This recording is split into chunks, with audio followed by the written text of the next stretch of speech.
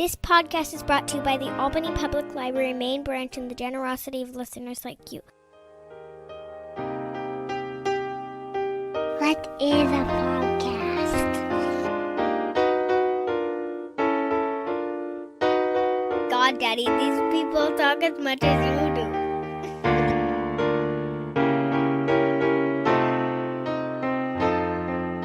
Razib Khan's Unsupervised Learning. Thanks for listening to the ungated version of the Unsupervised Learning podcast. If you want to read some essays on some of these topics, please check out razib.substack.com. Again, that's razib.substack.com. Thank you. Hey everybody, it's another episode of Unsupervised Learning, and today I am here with an old friend, Noah Millman. Mr. Millman is someone I knew from what some of you youth do not know as the blogosphere, because we don't really, I think, talk about it that way. It's a very boomer way to speak of it, but I met Noah on the blogs, surfing on the web, approximately, I'd say 23 years ago, 2002, 2003, that sort of period, during the war blog era. There was a war that was about to start in Iraq, and everyone was commenting on it. Noah was commenting on politics and the war and all those sorts of things. And then eventually, you had a blog that was hosted the American Conservative magazine, which is, unfortunately for it, in a way, having newfound prominence. So, it's not a joke, but my comment is, American Conservative, as an anti-war conservative publication, really does well in terms of attention when the United States is about to be involved in something unpleasant internationally.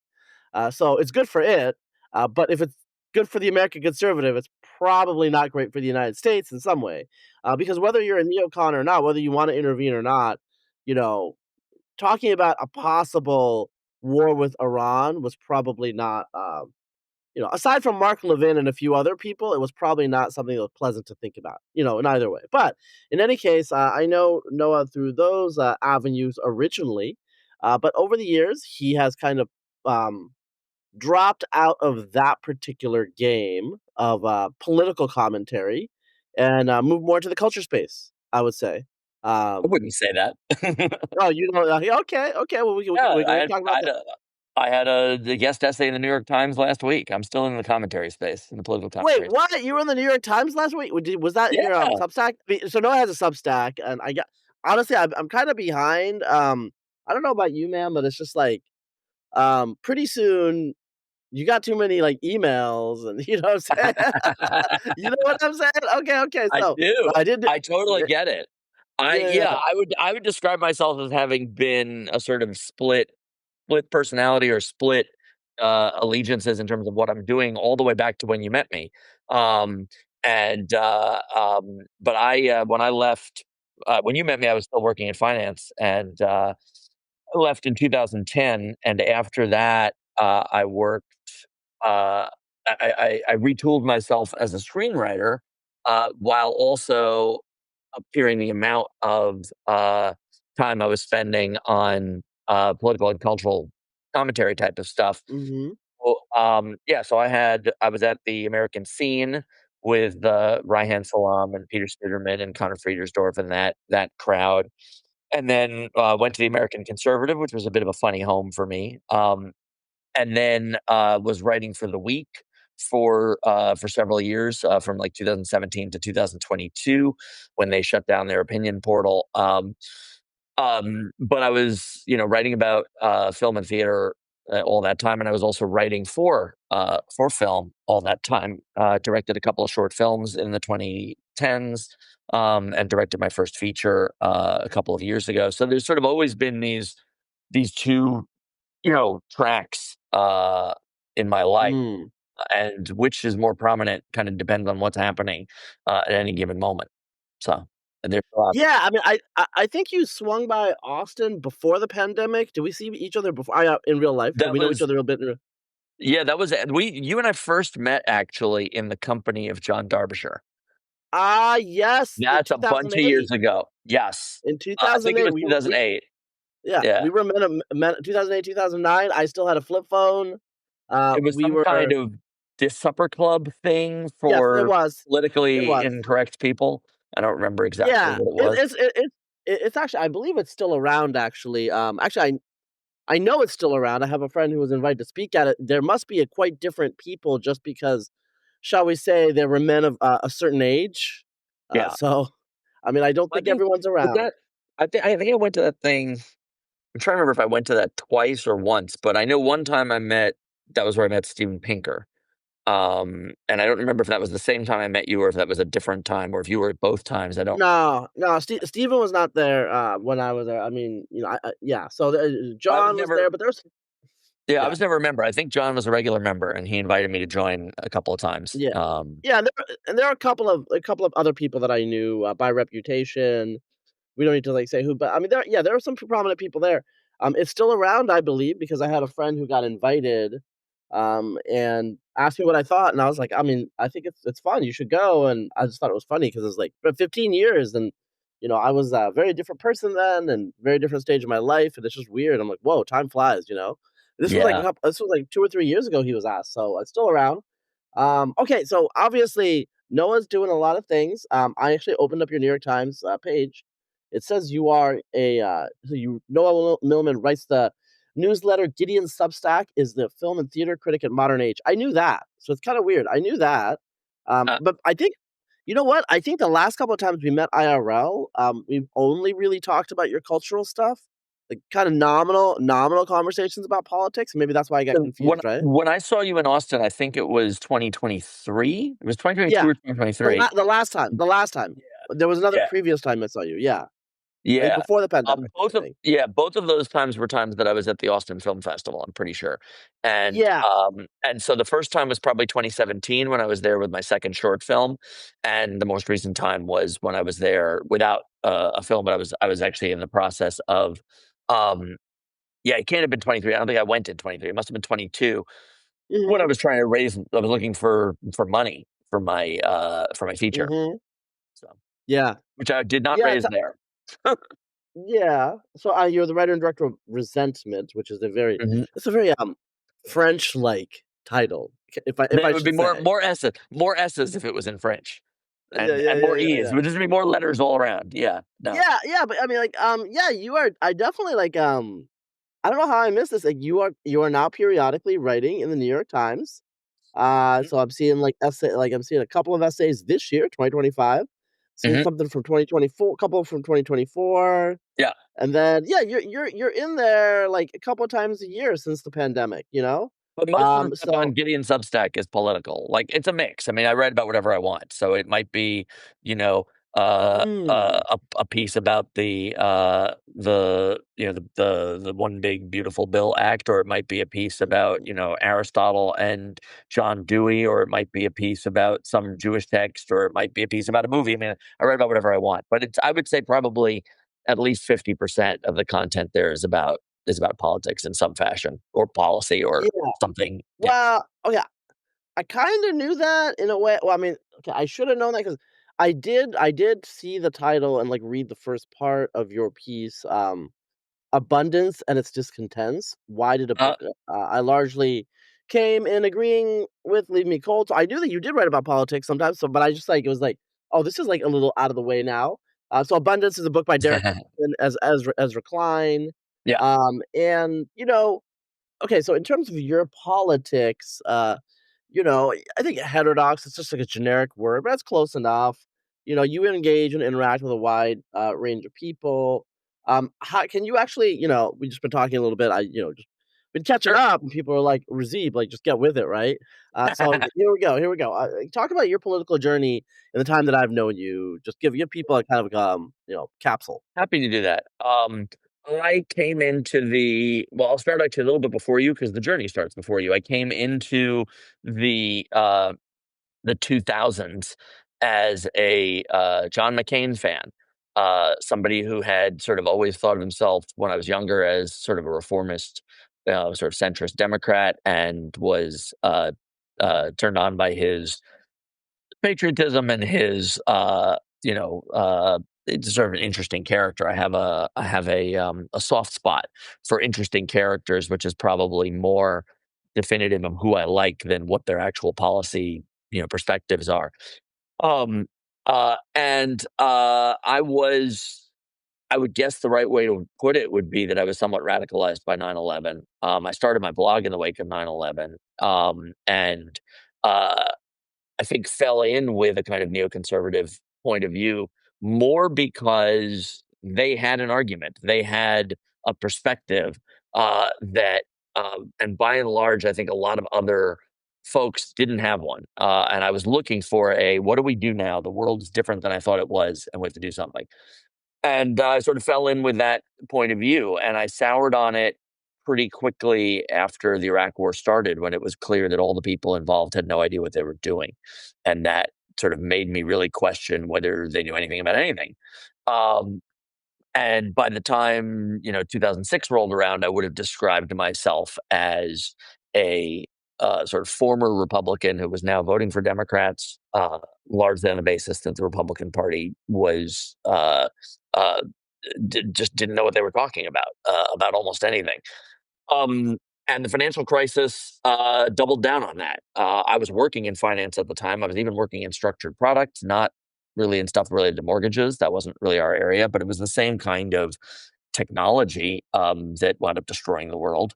And I had always believed that it was just sort of one cog in the machine of capitalism. And I believed in the machine.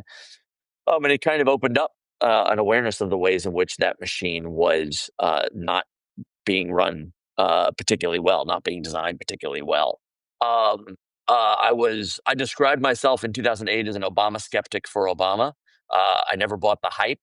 What I liked about him was that I thought he was very different from what the hypesters thought. I thought that he was fundamentally an Eisenhower Republican, or Rockefeller Republican, a fundamentally conservative, temperamentally conservative person who had, mostly liberal views, and that suited me just fine. And I joined the American Conservative after I had moved very much. I always had an interest in talking to people who were off on the fringes. I was friends with John Derbyshire for many years. We've lost touch, but not because of any kind of falling out, just passage of time, and we never saw each other.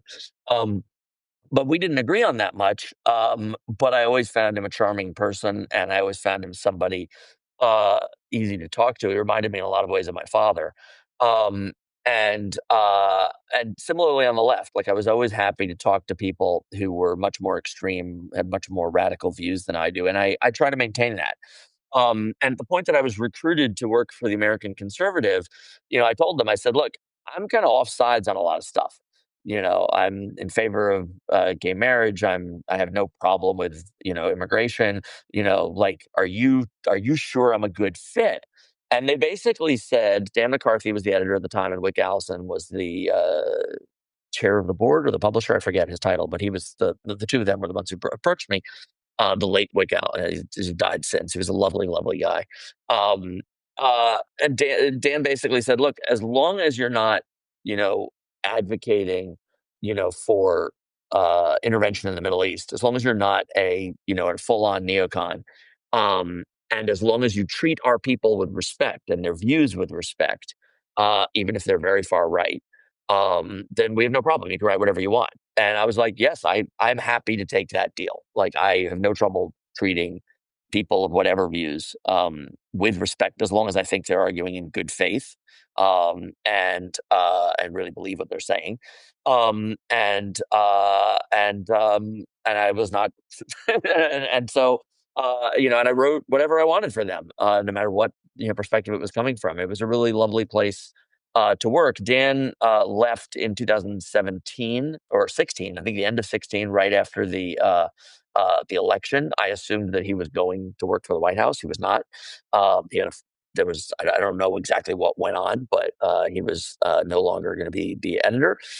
And it sort of limped along there as they went through a couple of editors that were interim, and then the magazine kind of changed direction and became much more of a full-on, we're Trump Republicans, and we want there to be a pro-Trump line, and I had no interest in that, so I left. And I would describe myself now, I once told Jamie Kirchick at a party, I said, I describe myself as both a liberal and a conservative, but neither a progressive nor a reactionary.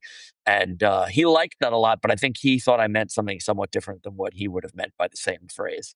But that's sort of the way I think I'm a very temperamentally conservative person. But most of my actual views are reasonably liberal.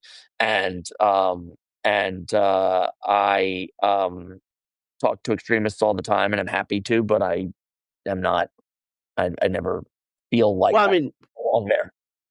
that's why you're talking to me right now. You're on this podcast. Are you an extremist? I don't think of you as an extremist. Well, maybe I'm ready to surprise you right now. No, I don't know, man. I think you've always had views that, like, you've always struck me as the sort of person who says what he thinks and is willing to follow the evidence where you think it goes, even if it goes into really unpleasant territory for some people. But you don't strike me as somebody who temperamentally is an extremist. You don't strike me as somebody who's like, I would like to just blow shit up. Am I allowed to say words like that, by the way? Yeah, you can Is say this a whatever. PG? You can say, Okay. yeah, you can All say right. I whatever. can curse if I want on this podcast.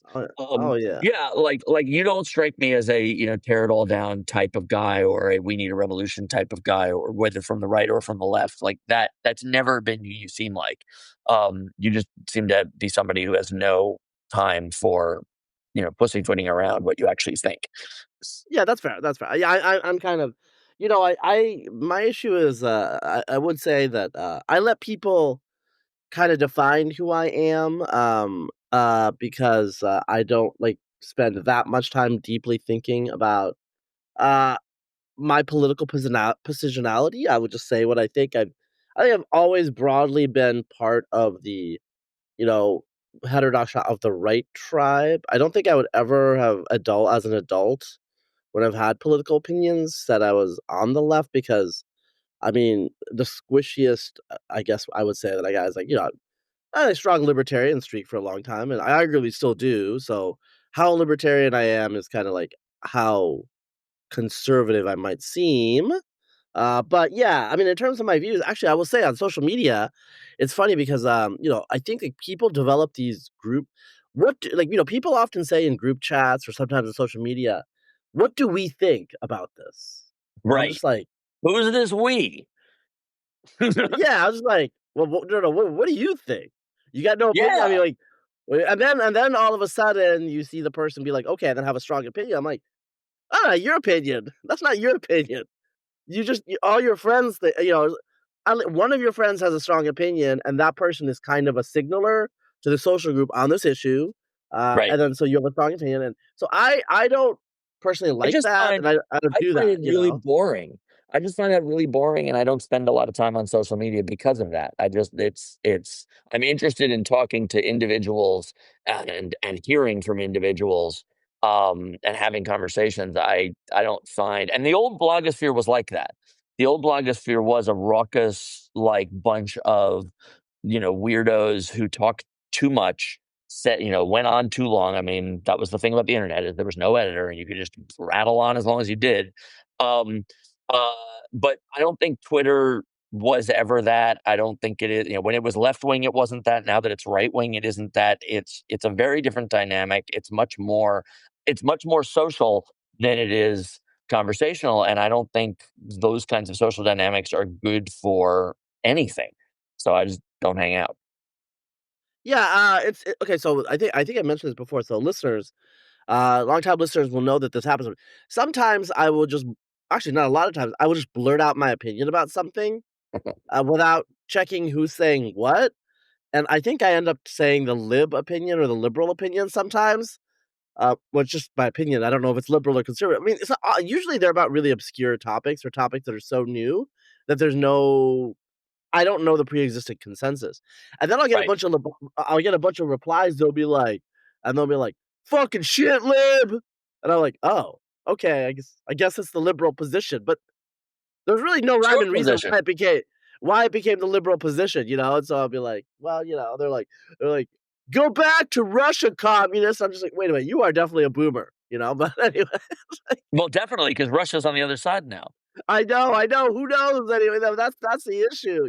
Like I had like a very far left friend. He's kind of an anarcho syndicalist or whatever type. And like we had a conversation in 2017 where he was just really confused because he was like, all like a lot of like the wine liberal left got super Russophobic. Yeah. And he was just like, wait, what? You know? And all of like the conservatives got super pro Russia. You know, he wasn't pro Russia, but he was very against American foreign policy and stuff. And so all of a sudden he got really confused because he was just like, wait a second, all of these people that were, you know, making fun of Romney in 2012 for saying Russia was a big threat are now saying Russia controls the United States and they hate Russia. It's super weird. But it happened on a dime. Right.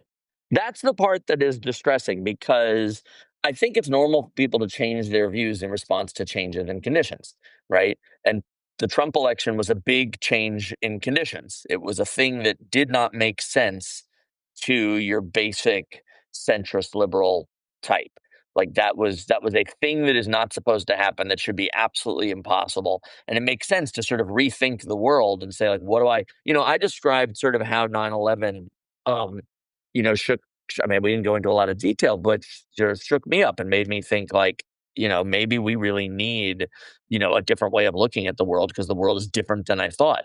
I felt, when the Berlin Wall fell, which was sort of the defining political event of my early adulthood. I was in college at the time. Um, that was the same kind of thing. It was like, oh, the world is different. Like things can happen that were not on the list. That was a happy thing. 9/11 was an unhappy thing. Financial crisis was another one. Like I think the election of Trump was that kind of thing, but it is very distressing, and I think should make people suspect themselves and should make other people suspect those people when you have that turn on a dime thing, when everybody's just like, oh, okay, so here's my new worldview that explains all of that and just adopt it wholesale. Um, I think, uh, look, I think the view that Russia was a largely malign actor has been obvious for a very long time. And the question has always been sort of, okay, what do you do about it? How important is it? And then what are practically can you do? But that should be a question that you can assess dispassionately and separate from these kinds of tribal identification things. And unfortunately, most people are more interested in the tribal identification than in thinking. Yeah, that's exactly on point. Um, I will say, you know, my listenership, my readership, it's a little bit different. The readers, no surprise, tend to be boomers or older Gen X, and the listeners tend to be millennial and Zoomers. When I look at the surveys, okay, and they're politically diverse, a slight right lean, a moderate, very modest right lean. But I remember when I had Dan McCarthy on, one of my listeners was quite offended, and she's like, "Who are these conservatives you're having on? You know, like these sorts of people. I'm not here to listen to this sort of stuff. Like, who are you, and what's become of Razib?" And I'm like, "Ma'am, you never knew who Razib was." It's like, So my image of who Razib is someone fascinated by and extremely articulate on the intersection of population genetics and history. Like, that's what I think of you as fundamentally as somebody who's yeah, like, I can talk about the legacy of both the genetic and historic legacy of the Mongol Empire, and you're gonna learn a huge amount, as much as you'd probably learn reading several books from your digest of having somehow inhaled those several books and correlated the information therein with everything else you know about those fields.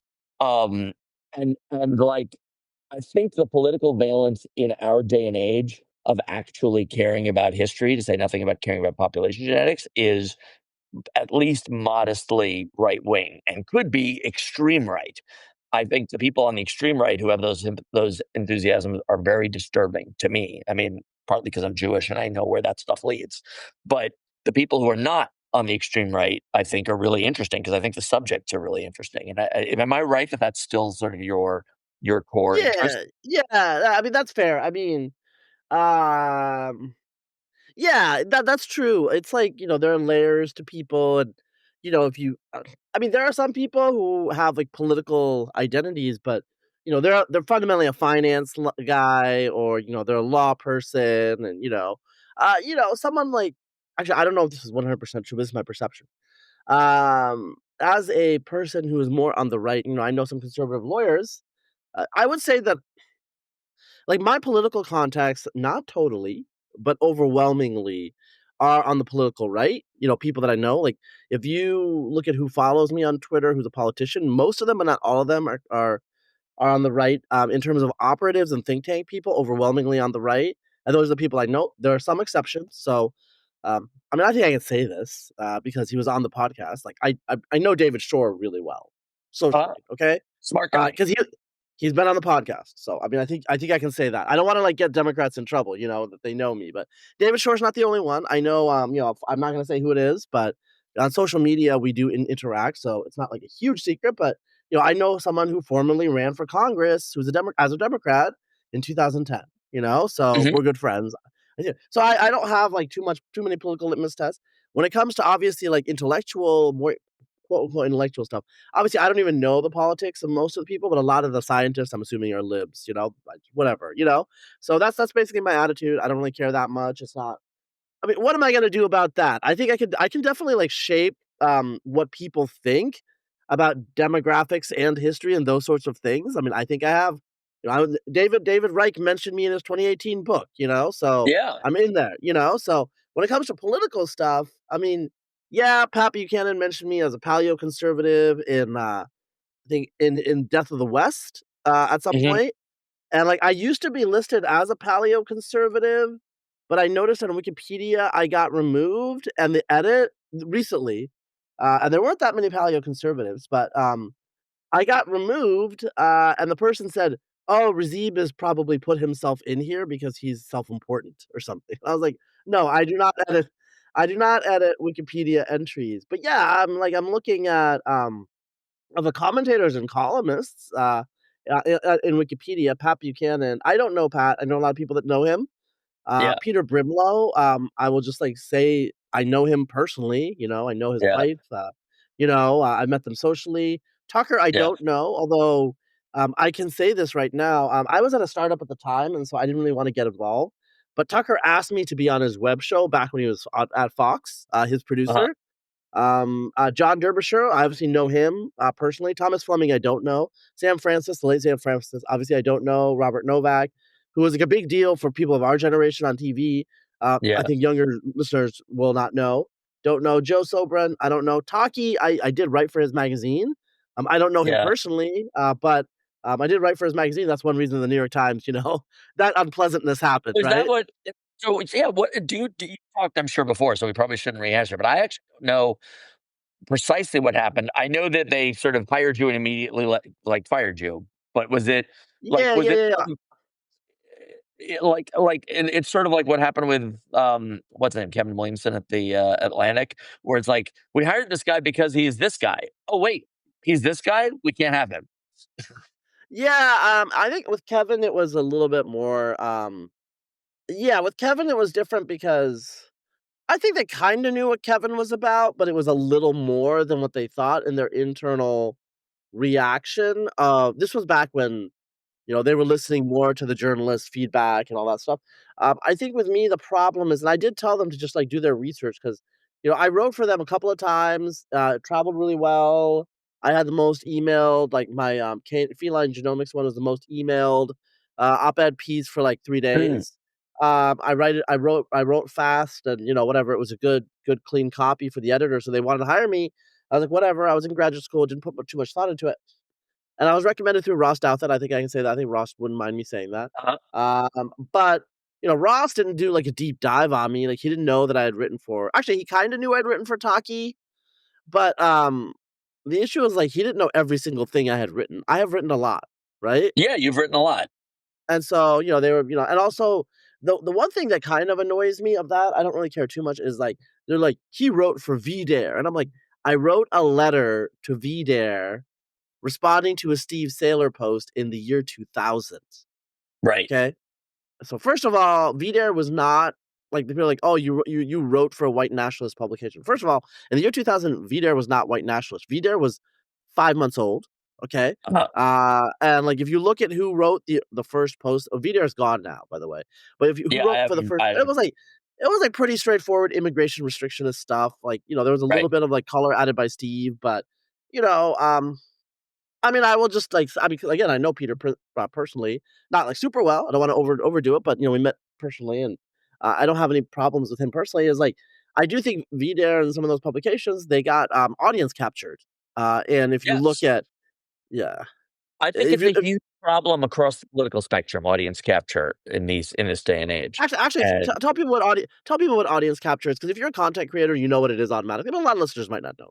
yeah, I think the so if you in our day and age, right? Like like success depends to a considerable extent on building an audience that is loyal to you. Whether that just means that you have a large audience or whether that means that you're able to sell subscriptions or whatever, and you get feedback from your audience, which will help drive what it is that you deliver to them, right? Like I look at, you know, Freddie DeBoer, who I think we also both know, wrote a post on his Substack a few years ago that was basically saying, "Look, dudes, like sometimes you complain that I don't write more substantive stuff, but I know what you guys are reading and I know what you guys are sharing, and what you guys are reading and sharing is." Like not the deep dives on education policy. What you're reading and sharing is when I yell at my opponents,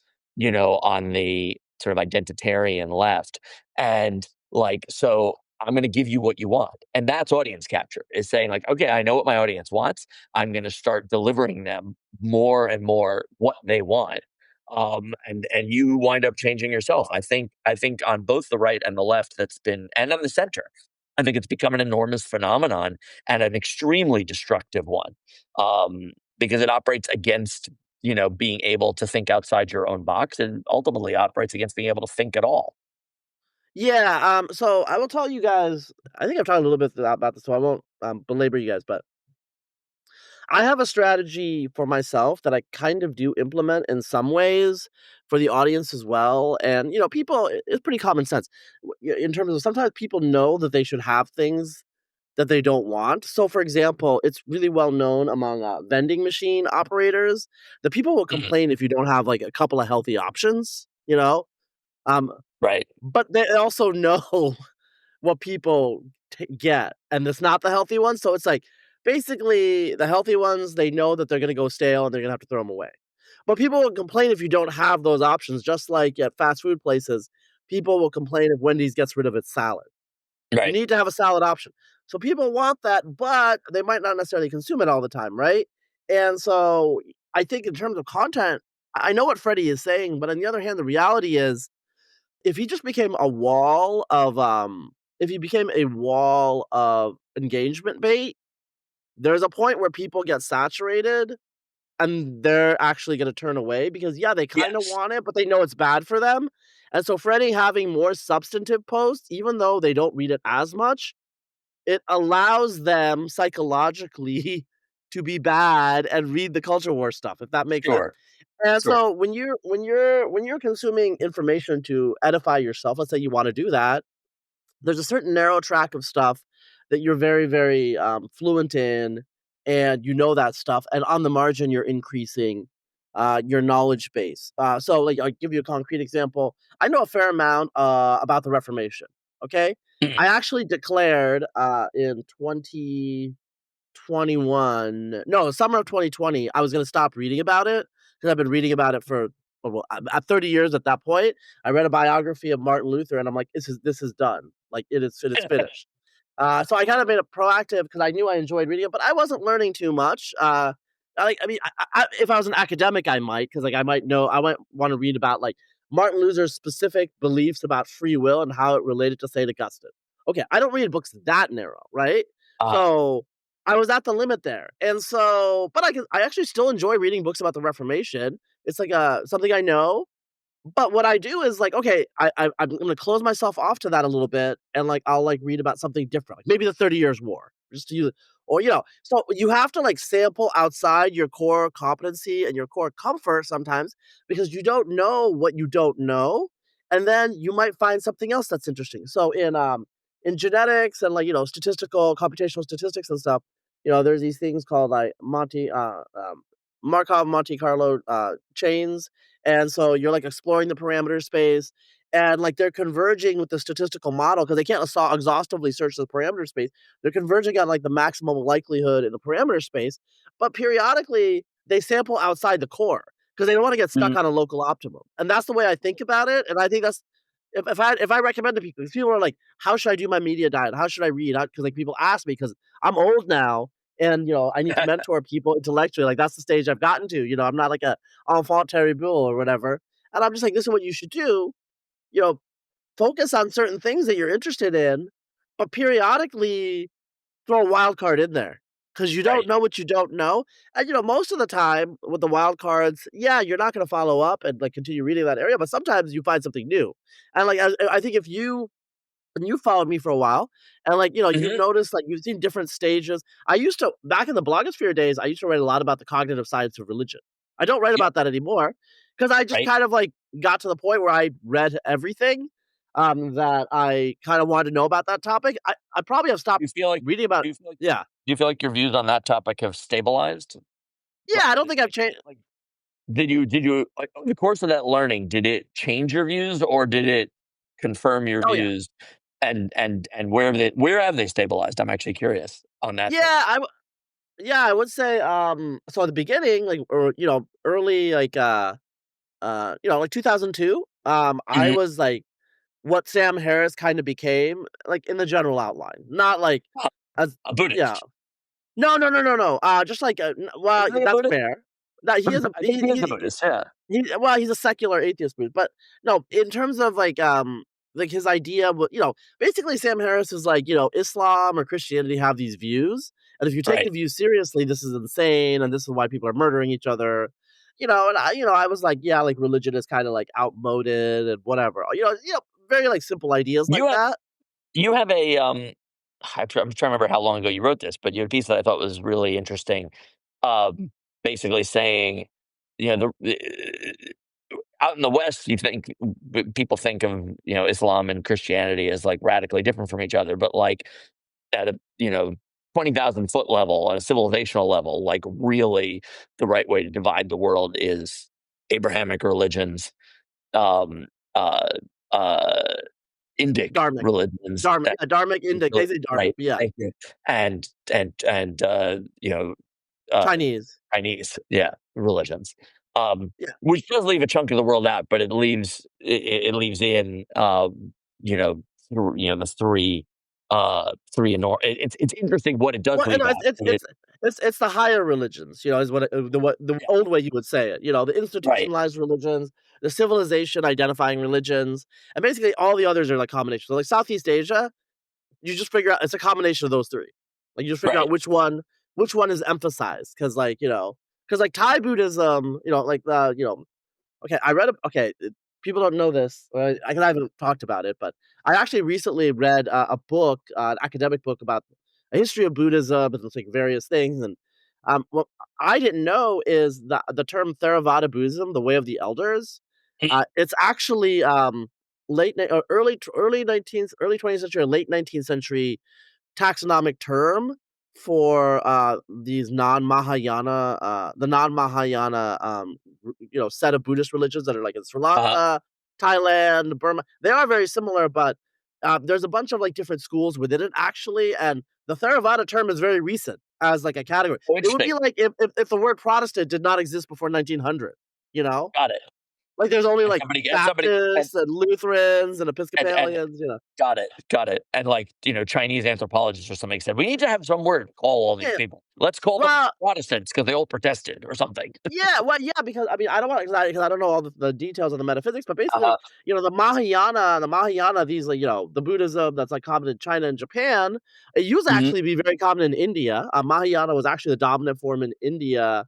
Well, when Buddhism wanted to decline, is like had some innovations, and the main one is the whole idea of the bodhisattva and the intercession, uh, and like how you what is the aim of kind of like, Buddhist worship and, how you work it. And so that was like an innovation on top of the older schools. And so they called it like the big path, the bigger vehicle. And Right. they diminished, and the other term is Hinayana, is like the other term that people use, which is like the smaller vehicle. Obviously, the Theravada, these like Southern Buddhist like traditions, do not think of themselves as a smaller vehicle. They see themselves as a correct traditionalist vehicle, Right. But anyway, I'm just getting into that saying, I think what you're alluding to is like when you think about these religions and their taxonomies. So, for example, when Christianity, Islam, and Judaism are present in China in the pre-modern period or even into the modern period, the The Chinese Chinese have have a trouble real distinguishing. they have yes, they for example, with Christianity, they routinely confused it with Pure Land Buddhism because of Mhm. like the devotional aspect, and the Mother Mary was identified with the Bodhisattva. In China, the term is she incarnates as Guanyin, although there's a different term in Sanskrit. But in any case, they routinely would get confused. Also, with Islam and Judaism, they distinguished it by mostly the color of the hats that they Right. wore, and Jews were also blue hat like Muslims. yeah, and also, like, whether they would, like, eat certain particular types of foods. Because Right. like, which actually from a Jewish Muslim perspective, that's not totally wrong. Like, Jews and Muslims have discussed their own relationship to each other. They both kind of agree that they're both monotheists, which Christians, there's actually a big debate because of the whole dominance of Trinity and Trinitarianism. Right. There's not any debate within Christianity, but between if Muslims and Jews sometimes, debate the question of whether, historically. I mean, I don't think in the Yeah. modern world there's that much real debate. But in the medieval times, like and earlier for sure, real debate Well, about like, the reason this what are matters. people saying? Yeah. Yeah, the reason that it matters is, Muslims and Jews, and this is a bigger issue for Jews because of their minority status everywhere, is a former house of Christian church. Can you repurpose it as a house of worship for our religion? Because if it's the house of worship of monotheists, that's a whole Yeah. different thing than if it was a house of worship for pagans, Yeah. And so, I think that's why that debate emerged. But in any case, when it comes to religion, in terms of how I changed, and like probably I've been in this position since 2006, is I think you have to think about it. So I'm not religious at all, like Right. at all. Like I don't have that. I'm not like culturally Muslim or culturally whatever, and I don't have like supernatural beliefs. Is that most people naturally have these intuitions and beliefs? They naturally kind of bubble out of the culture, and that's just how it is. And then sometimes they get channeled in these like bigger identity groups that emerged with complex civilization. So it's multiple layers of the phenomenon, and it's just something that the average human, I have a coworker once many years ago, a normal liberal guy in Austin, and I like was asking him why he believed in ghosts. 'Cause I don't believe in ghosts, and he Right. was like, "Because I'm human." Because he just said, "Because I'm human," and that wasn't an intellectual response, but it was actually, I think, the correct response. Right. In other words, this is a phenomenon that is observed cross-culturally, across time.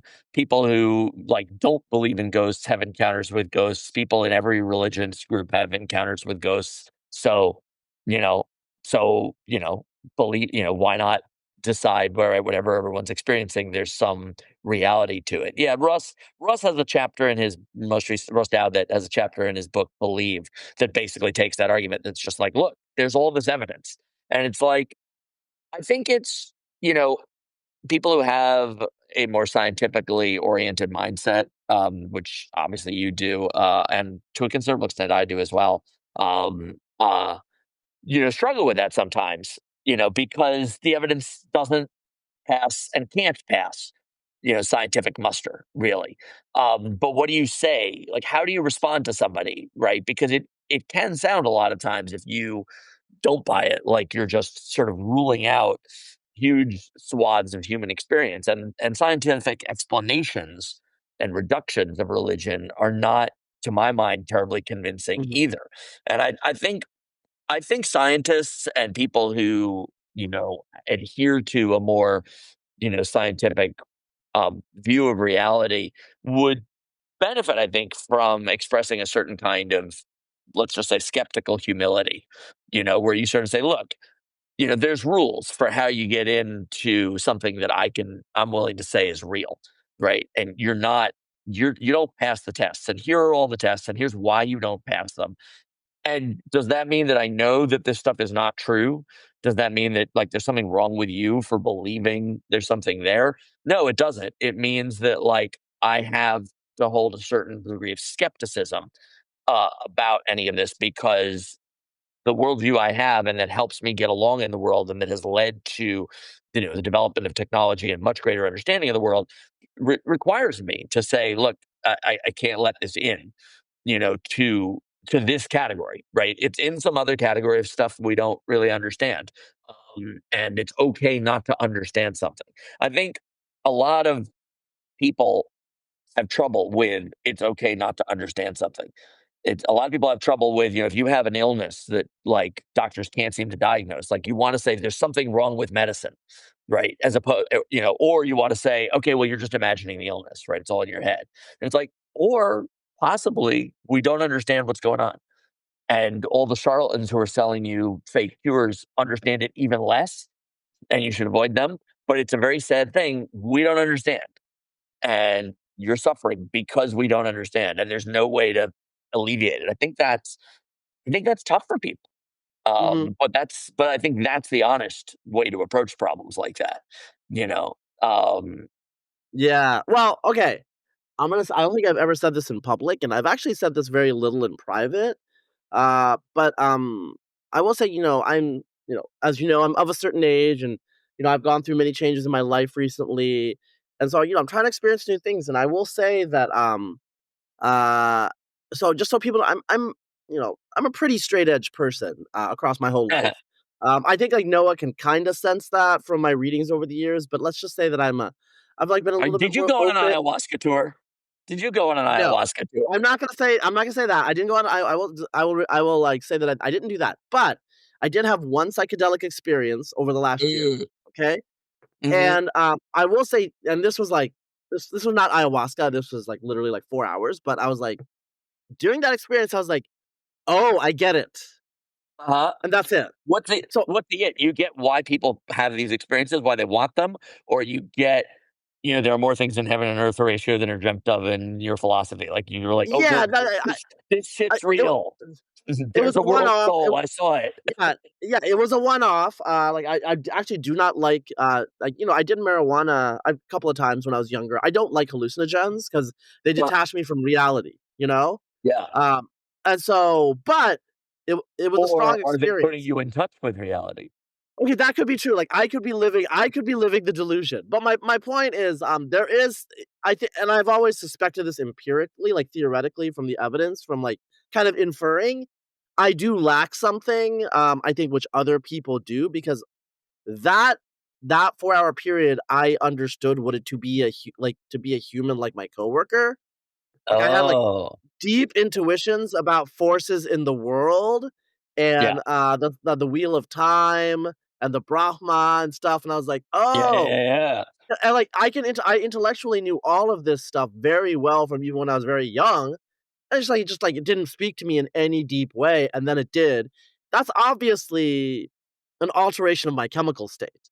Now, you could say that my chemical state is the blind one, and I don't see the reality that's out there.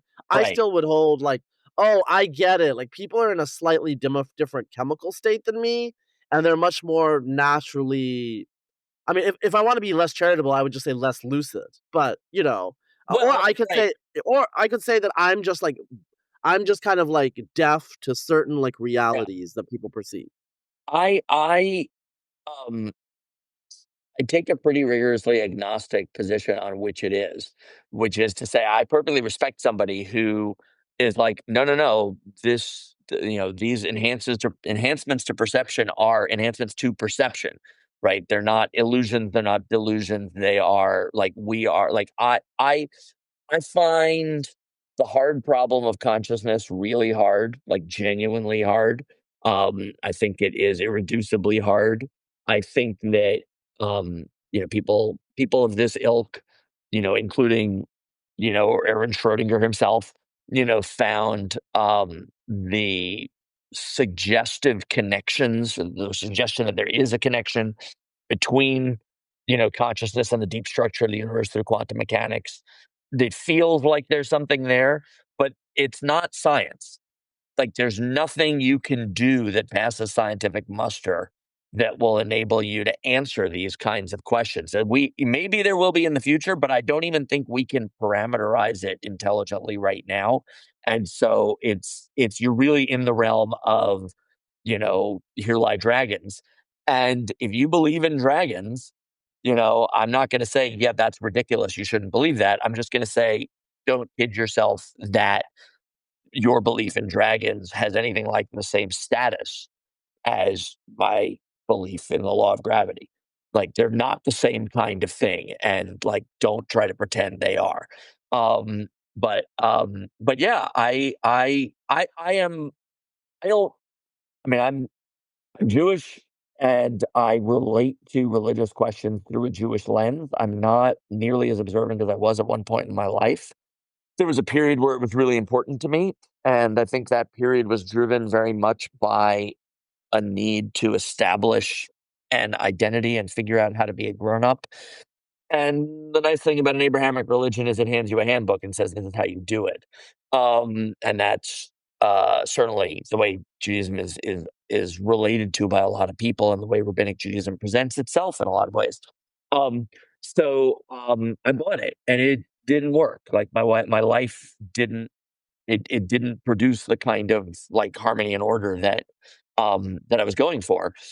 But that's still sort of who I am, like, from just an identity perspective. Like, Judaism goes all the way down, like being Jewish goes all the way down. And when, there's, classically people say, like, oh, there's a difference between being an atheist Jew or an atheist Catholic, like, that, like, the stuff doesn't leave you.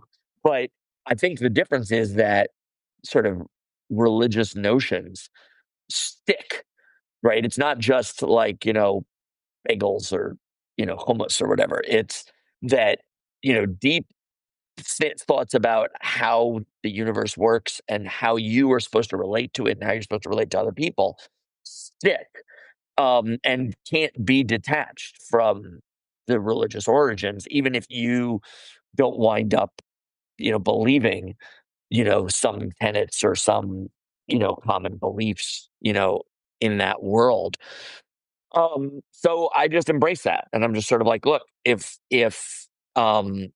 Hindu ideas or Buddhist ideas make sense to me, right? My job is to say, okay, well, how do they make sense in a Jewish context, right? And the nice thing about Judaism actually is that, like, there's a lot of latitude to do that.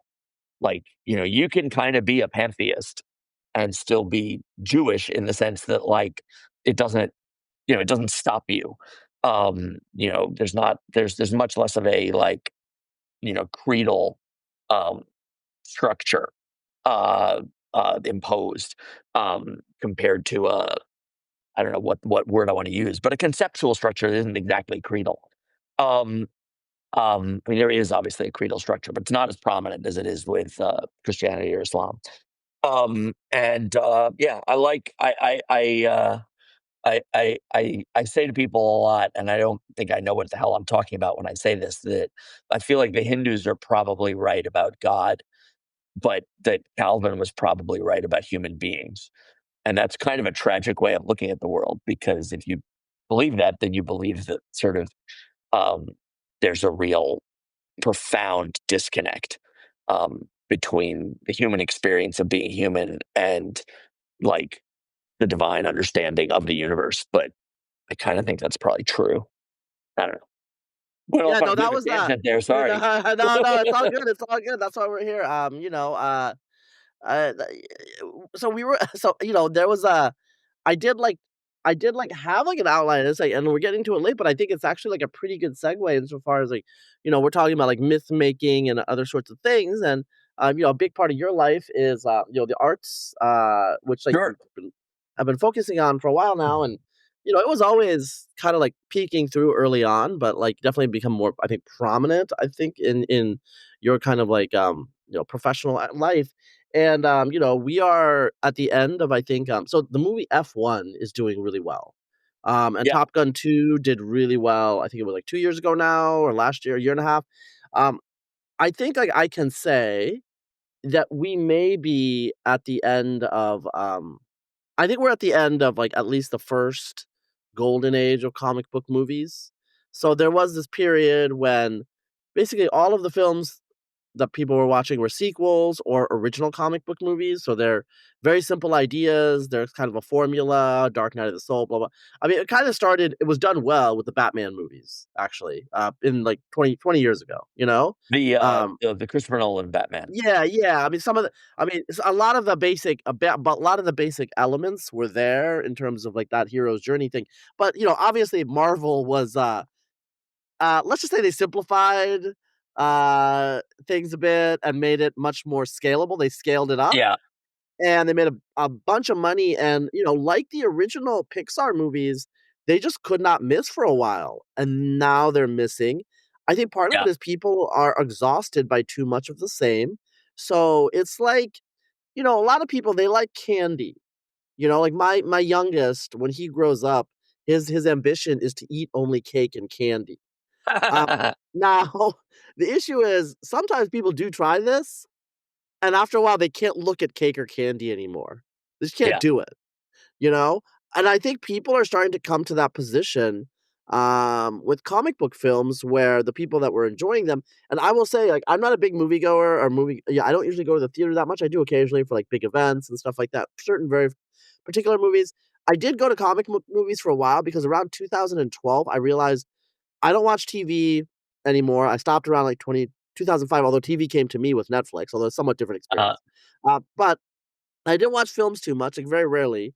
Like I remember I watched Tropic Thunder. I watched the what is it? Avatar? Was it Avatar? Not Avatar. The one with the Navi. yeah, that's Avatar. Was that Avatar? Okay. Yeah, Oh, because that's there was Avatar. another Avatar. Because there was another There was a Avatar, which was sequel a the couple of years ago. Yeah. yeah, no, but there was also an Avatar with the cartoon. Well, not the cartoon, but Oh with yeah, the Last that's a great Airbender. cartoon. Yeah, yeah. Yeah, The yeah, the, yeah, yeah. the So I Last get confused. Airbender is a really good I, cartoon. I, I'm getting old and I'm getting things confused. But anyways, so Avatar. So Avatar, I watched a few of those, but I didn't watch regular movies. And then like I couldn't, I don't watch TV, so I didn't know what people were talking about when it came to like Breaking Bad. And then I realized, okay, I'll just watch the comic book movies, these Marvel movies, so I know what people are talking about. Honestly, like they're kind of dumb. They're kind of like enjoyable, but then you kind of forget about it. But okay, now I know who Thor is. Now I know what Marvel Stage 1 or whatever, Yeah.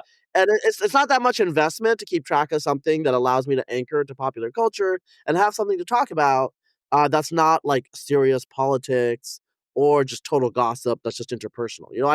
Right. I didn't have any of those like pop cultural references because I don't read like, I didn't read Harry Potter, they're just anyway, so I kinda tapped into that, and now I feel like people are sick of it, and now there's arguments and discussions like, are people even gonna watch films? Can Zoomers, uh, you know, hold attention for 80 or 90 minutes, which is Yeah. like a feature length, film, and you yourself, have been in this business, have, trying to make and made a film, and know a lot of that whole community. So, I mean, what is your general position on where we are as a culture? Is film gonna be like opera?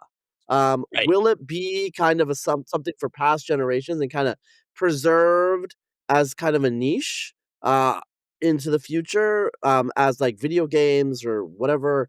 I don't Right. know, like, aggregations of Instagram reels take over as the main form of, entertainment consumption. Right. So, lot of stuff you just threw out there. So let's see how I want to tackle all the various different things. Um, I was never a comic book movie person. Um, any of them. And that's for a bunch of reasons. Um, one reason is, your segue was, we're talking about mythology and myth making, and I find the mythology of um, these comic book universes shallow.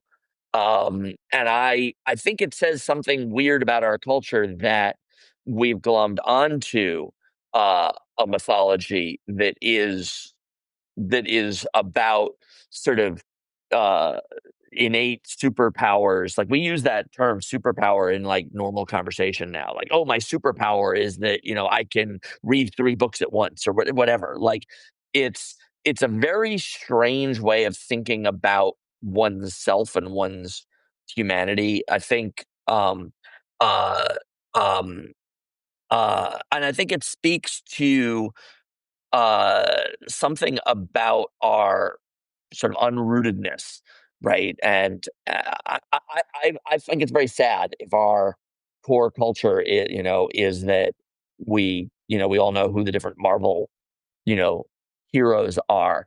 Um, and but like maybe I'm just a weirdo, right? Like maybe I'm not seeing it. I also find the whole culture of fandom very distressing. Like I don't, and that's true even with like high culture stuff, right? So like people who like I know people who say like, do you read novels? Yes, I've read all six of them, right? And I read them every year. And what they mean is they read Jane Austen, like the Jane Austen canon every year, and that's what it means to them to read novels. Um, uh, that's weird to me. Um, and the fan culture around Harry Potter, Star Wars, Marvel, whatever it is, it doesn't really matter. Um, I find it disturbing.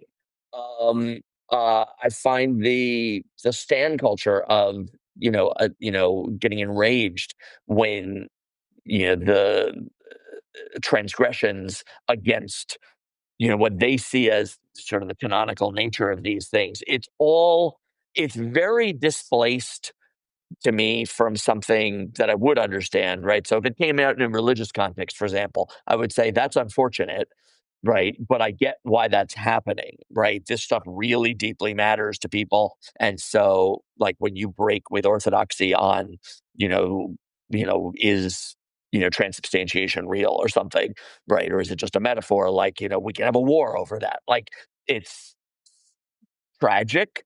It's unfortunate, but I at least understand the stakes, right? The stakes for you are, the future, like your eternal soul. What are the stakes over whether, Captain Marvel is a woman or not? Like the stakes are nothing, you know? And so that whole phenomenon distresses me. Um, I think that it's perfectly normal for genres to go in and out of fashion. The Western went away for decades because it was tapped out.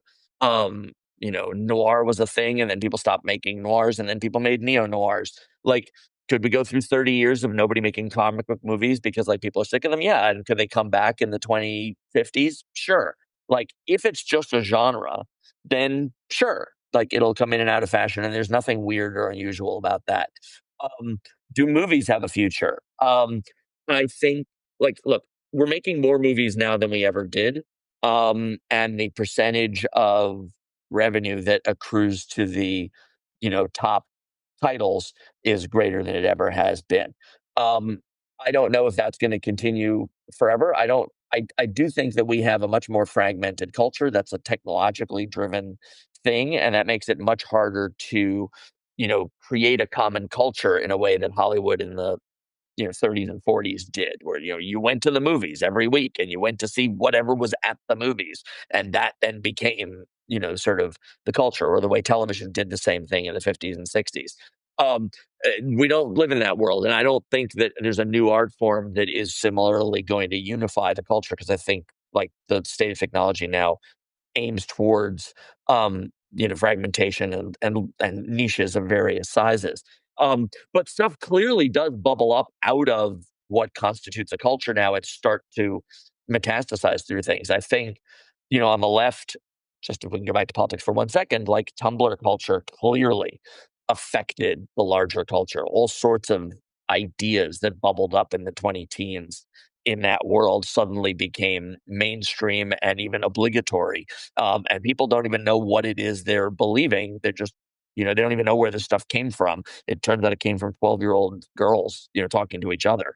And now it's, slogans that you can't be a good Democrat if you don't endorse. I think the same thing is true on the right with the sort of the alt-right culture, which was an online culture, came out of things like, Gamergate and 4chan and whatever.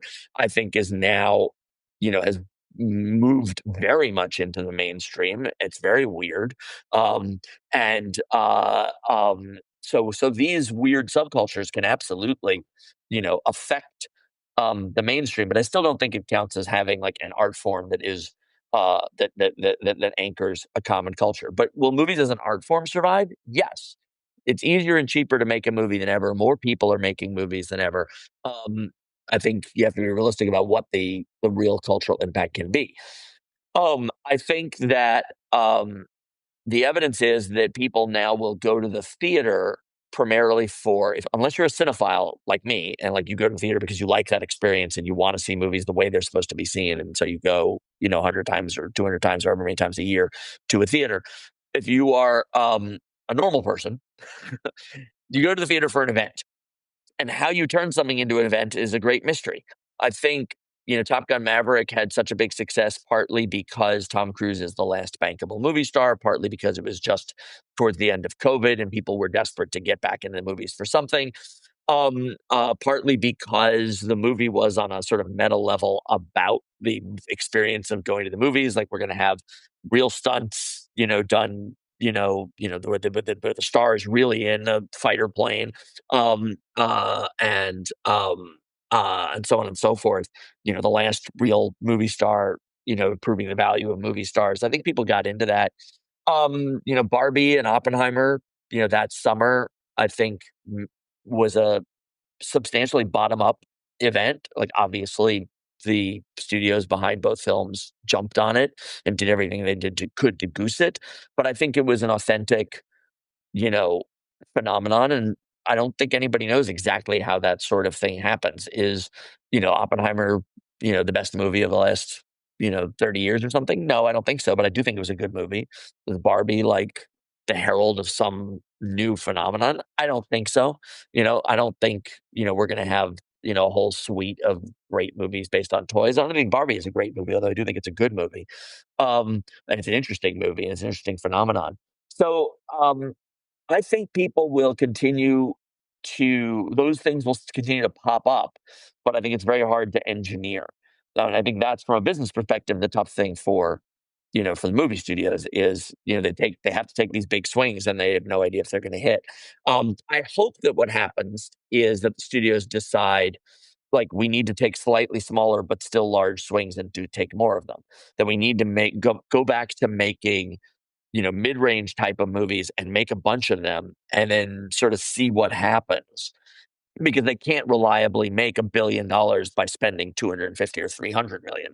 So they're going to have to spend 50 to $70 million in the hopes of making sometimes, $1 billion because they got lucky, but more often, getting a base hit and making $100 million.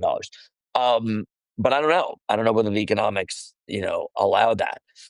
Um, in the indie film world, I was at the Lighthouse International Film Festival with my feature with Resentment. That was where we had our world premiere. It's a wonderful festival.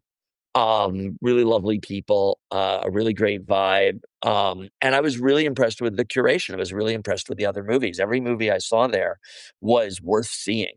And there were movies that I saw that were made for like $30,000, $50,000 that were feature films. I don't know how you do that. I mean, I know how you do that. You get everything for free. All the people work for free. It's all non-union.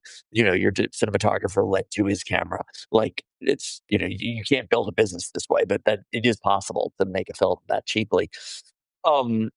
If, particularly if you're like right out of film school or something.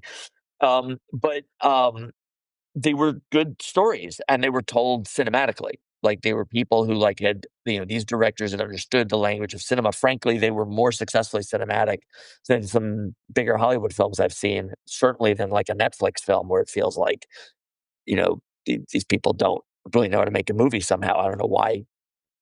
I'm sure the people who are doing it actually do know how to make a movie, and it's something about the organization and economics that results in so much garbage. But I was really impressed. Will anybody see them outside of a festival audience? I don't know. That's the stage I'm at with my film, is trying to figure out, like, okay, we're going to finish our festival run through the rest of the year. Hopefully we'll get into a few more really good festivals. Hopefully we'll get to go to Austin. I would love to be at the Austin Film Festival again.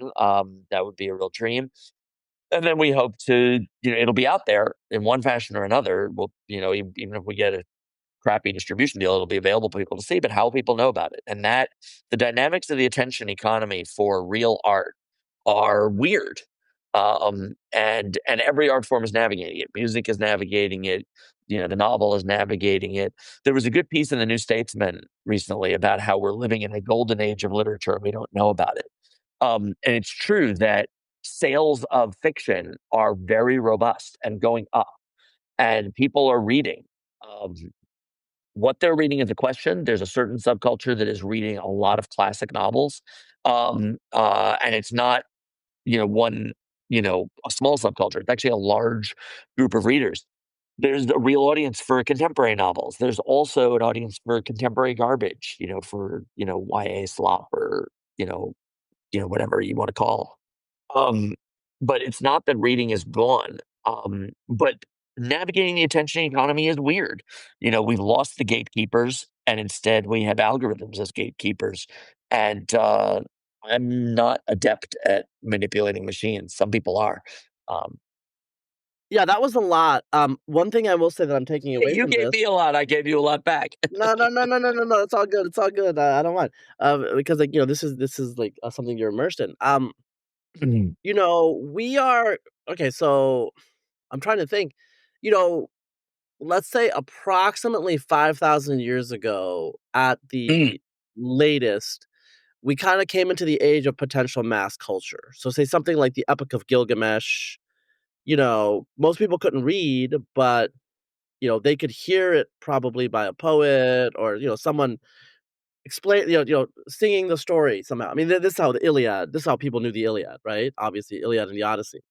And like these are common stories. Yes, there are modifications because that's how it worked with poets, with epic bards. Once they wrote it down, that was different. But the point is there was a mass culture, and people actually in the ancient world, the Greeks at least, knew the Iliad. We presume Mesopotamians. We don't have as much like first person from Mesopotamians, but they probably knew the Epic of Gilgamesh. right. So that's a mass culture. It's like a common touchstone.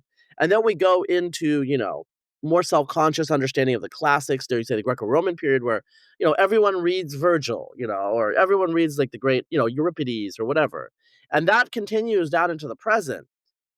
And, now, as you say, we have all these great films because, productivity has gone up. It's abundance. So we Yeah. live in the abundance arts economy. But the problem with the abundance arts economy is now we have all this talent trying to consume kind of the same pie of attention. And we're kind of going beyond mass culture and just going to all the subcultures that now aggregate to the culture? And I think that's, like, a little hard because when you said about literature too, again, we have word processors. There's people out there that probably are Jane Austens of our day, but the problem is there's so many of them. Yeah. I think it's very, very hard. It's a very unusual situation historically. I think talking about the idea of an attention economy, in an era where most people, you worked all day, 6 days a week, and then collapsed. And then on Sunday, you had to spend 3, 4 hours in church listening to an endless sermon, and then you would have your good meal, and like that was life, you know, like, and like being able to, go, dancing Saturday night when and the music would be whatever the local, musicians, were capable of playing, right? Like it's not a meaningful concept. We live in a world where suddenly our time, and time has always been a scarce resource in the sense that our lives are finite, but that like the world is trying to take our time for things that are not necessary, right? They're not part of keeping ourselves alive, right? If you just look at how much time you're spending doing things that keep yourself alive, it's a tiny fraction of your time. And the entire world is focused on taking the rest of your time. That is extremely unusual for that to be the situation for essentially anybody. Because even if you were a member of the elite, right, if you were in the ancient world or even in the early modern world, a huge percent of your time would have been taken up with ritual. Right, whether that ritual is garden parties or whether that ritual is animal sacrifices or whatever it is, a huge percentage of your time would have been taken up with ritual. So there's no like fighting for your attention. Like your attention is going to be given. Yes, it's not stuff you need to do to stay alive, but it's the stuff you have to do because it's like your social role is that you have to do this. Um, I think it's extremely unusual, and I think we are not well adapted to the attention economy constitutionally. And I think that, philosophies and disciplines that enable us to manage our time in that context are only going to get more and more popular. But of course, they are competing in that same economy, right? Buddhists and New Agers and Mennonites and whatever whatever it is, whatever the practical philosophers, whatever it is, are competing for our attention also, and have to win at that same game in order to win adherents who then, following that philosophy, figure out how to tune out much of the world. Um, and then within that, I think ultimately it's not good for art to be playing that game very much. And so art is going to considerably depend on these other philosophies that enable people to say, okay, you know what? Um, Social media is wasting my time. And I need to spend my time mindfully. And, once you've got yourself in that mindset, which I have not, like I waste a huge amount of time. It's terrible. But once you are in that mindset, I think then, like, whatever, whether it's making ceramics or reading novels or, watching movies or making movies or, you know, going to church or whatever, has a fighting chance. And all of those things have inherent qualities that make them appealing. Yeah, I mean, it's really interesting. This is kind of going down a direction, like in an analytical direction that I wasn't thinking about. It's okay. So we have abundance. We have the abundance arts economy, and we need to figure out how to focus our attention because the reality is we will never increase the amount of time we have. you Not know, material, It's- yeah, not materially. It's true. I mean, Life may go up a we have bit, but you know, we've increased our potential leisure time, and the reality is, like, look, bro, both of us could live at subsistence. We probably would not need to work. I mean, we could, like, free up, like, most of our time, much more of our time for free time. Like, I work a fair amount because I wanna live at a certain level, quote, unquote, you know? right. You wanna pay a mortgage in, like, a nice neighborhood or whatever, you know? Part of the game for anybody who is above the sort of level of survival is figuring out, what that level is that you want to settle at and then adapting yourself to settling at it. Like you know, I could not support the lifestyle I have now if I hadn't had my previous finance career, but also if I had lived when I had that career at the level that that income could sustain, I could not I would now need to continue to earn that kind of money. Like, I left and settled at a lifestyle much lower than some of my own peers in finance, and it's a very comfortable lifestyle, but it's not, it's a lifestyle that allows me to write whatever I want and make a movie and so on and so forth. It's not a lifestyle that enables me to be, Megan Ellison in finance, just, making movies, and be a movie mogul. Like, it's not that level. But um but being able to say to yourself, look, this is enough, and like I'm gonna be happy here is is is absolutely crucial. But then once you've done that, like, okay, how do you spend your time? Like, you spend your time doing things like, reading all the books on the Reformation that you can get your hands on until you're, you know, tired of that. But you could have spent your time like, playing Fortnite, you know, for like, 8 hours a day. And like, would you look back on that? And even in the process of doing that, would you feel like I am spending my life well? I think these are the sorts of questions in a very different way that are like at the heart of sort of the Hellenistic world's philosophical debates, right? That was another era. That was the first ancient era, I think, where you had something resembling a large, like, wealthy class trying to figure out, you know, what how it's oriented in the world, right? They no longer lived in city states. They now lived in a world of empires. Like, and money was no longer just like a medium of exchange. It was now a means of investment. It was now something, fungible. You could move around the world. You could buy land. Like, all of this is very different from like ancient Athens. And you suddenly have people asking questions like, what's this all for? Existential questions that were not core to what, Sophocles' questions are about, right? They're questions like the book of Ecclesiastes comes out of that world, comes out of a kind of like, okay, what's it all about? Like, I tried being rich. It didn't really work. I tried being, pious. It didn't really work. Where's this all going? Um, and I think we're in a very technologically different Mm, age, facing some of the same kinds of questions. I think there are a lot of, yeah. yeah, Yeah, no, that's fascinating. That's a fascinating point you make. We were talking about the classics and the great literature. Like, so if you read the Bible, like, let's focus on. Well, we can go to the New Testament too. If you read the Bible, it's like in terms of its sensibilities, I think it goes from. I mean, let's think about the New Testament. It basically goes from about like 1000 BC to 100 AD, and in that span, you kind of see a consciousness raising of what an ethical question is. So in Genesis, an ethical question is just like, bro, you do not sell your brother into slavery. That's kind of their ethical question. You do not sacrifice your son, even if the God says you have to. So those are the ethical questions that they were facing at the time. And then, you go into say, Daniel, or like let's say like, the exilic period, like in Babylon and yeah, in Persia. Okay, those are like, okay, now they're in a cosmopolitan world, and how do you still be a good Jew while dealing with, Cyrus is not a Jew, but he is possibly the Messiah. Like, God works in mysterious ways.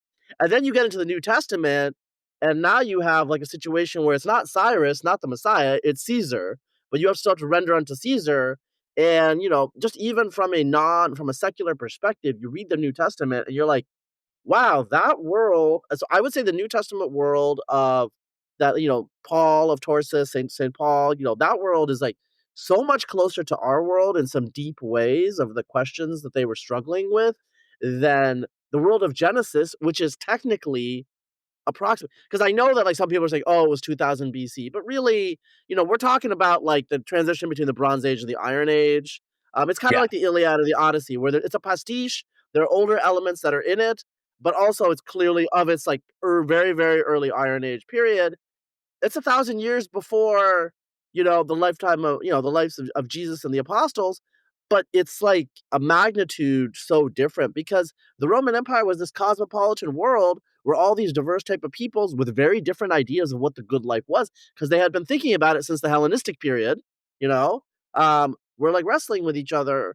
And in some ways, we're not past that, which is illustrated in the fact that we still have the Roman religions with us, you know? We do. Well, Mithraism hasn't gotten very far, but yes, we still Well, no, have. but We certainly, we got your people. Your people are still around. yeah, We still have Zoroastrians. We still have we do. We Zoroastrians, do still have a few. and we got the Christians. Now, I would say, like, obviously, we didn't have Islam then. I would also say, like, religions, like we have Buddhism, but religion, like, okay, this is like a weird thing. This is like a total segue. And I don't want to get into it. Like, what we call Hinduism, actually, in my opinion, did not really exist before about the same time as Islam. You cannot really Oh, understand modern. really? Yeah, I would well, have so the thought you would have said until Buddhism came about that like Hinduism first starts to organize itself in response to Buddhism. Well, okay. The thing is like there's the name you give something. So, the Jewish religion, the religion of the Jews is quite old. But Orthodox Judaism is, I would argue, a sister religion to Christianity. Okay? Um, I would say it a little bit differently. I would say that rabbinic Judaism, yes, yes. Christianity are both coming in being around the same time. Rabbinic Judaism is older because Jesus himself is arguing with the Pharisees, who are the proto-rabbinic Jews. So there's already an organized component within the Roman Jewish world that is thinking in rabbinic terms, and Jesus is arguing with them. He's also arguing with the Sadducees, who are not rabbinic, who are like they're the descendants of the Hasmoneans. Um, and there's the Essenes off in the desert doing whatever they're doing. Um, um, and and I would say that, but Orthodox, what we think of as Orthodox Judaism, I think is really organized in response to, well, the word Orthodox, the concept of Orthodox Judaism only comes into being in response to Reform Judaism, the 19th Yeah. century. Arguably, you could say, okay, but it's descended from the Jews who rejected Hasidism in the 17th century. So it's like, okay, fine. So Orthodox, Misnagdic Judaism, Yeah, yeah. The Lit Fox, the Lit Fox. right. So these are okay, but like, well, okay. So what about what's happening in Yemen, and what about what's happening in Iran, and what about what's happening in Morocco, like, or that, like, so Well, all of these but I think rabbinic Judaism is correct. points I'm basically response to saying like other, yeah, I'm basically saying it's like, the Judaism that's the main line in after the time of Jesus is understood in relation to the Babylonian Talmud, right? Whereas like, before like at the time of the Jesus, it was still proto, right? And so with Hinduism, the scriptures, the Vedas, like so the Vedas, like you can look at the linguistics, the phonology and whatever. It's clearly a really ancient substrate of Indo-European right. linguistics. It almost certainly the oldest layers of the Vedas. I would bet When is not much the yeah, when yeah. is the Mahabharata written? That is probably it's a more recent okay, it's But officially supposed to be it's not yeah. like the Islamic era. It's like from, isn't that from like, So it's set basically probably like a little after 1000 BC, like in right, terms it's of written its later than that. yeah, it's probably composed like around the same time as say Hellenistic or the time of Jesus or Okay, something like so that. that's okay, but that's roughly Yeah, the period. Like, that's yeah. what I said, that But I feel like Hinduism starts to organize itself conceptually in sorry. response to Buddhism. Sort of, yeah. I mean, what I was saying about Hindu is like, the basically like Hindu like devotionalism actually emerges like in an organized way pretty late. So it's like Hinduism was dominated, say, by like the Sadduceic way of doing things for a really long time, and a more Pharisaic type of like Hinduism, maybe that's more about like individual self cultivation, devotion, and prayer in an institutional setting, is actually considerably later. Whereas like the ritualistic aspect has been there for a long time, and that was the What would alternative. so if Yeah. it let's just say we're 2,000 years ago on the subcontinent. Like, I don't know that much about sort of the institutional. I know virtually nothing about the institutional history of Hinduism. So like, what would the structure have been? Like, you are a artisan or uh, you know, a minor aristocrat or whatever. Like, you're not the top of the social pyramid, but you're not the bottom either. You're somewhere in the middle.